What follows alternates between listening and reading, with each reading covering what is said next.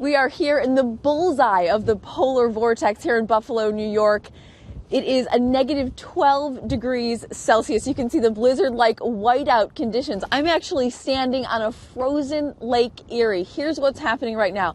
The polar air is sweeping across this lake, colliding with the warmer temperatures at its surface, and that's what's creating this snow. It's coming down at about 4 inches per hour. They're expecting around 5 feet in these areas.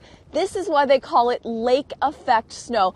This area is used to that amount of snow. It is the snow belt. However, they're even taking fright at these temperatures that we haven't seen in some 20 years. Roads are closed, schools are closed, a state of emergency is in effect. As we drove up here last night from New York City, it looked like a series of ghost towns with people hunkered down, businesses shut, and the highway littered with overturned cars. Lucy.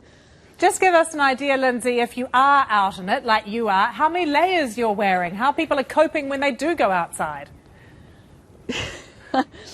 You need a lot of layers. There's a real science to it. Loose-fitting layers. You start out with a layer that's close to your body, long underwear, something synthetic, a wicking layer they call it. Then you need that insulation layer, and then of course you need this outer layer that protects you from the wind and the snow, keeps you dry. But I have to tell you, you still don't want to be out in this for very long.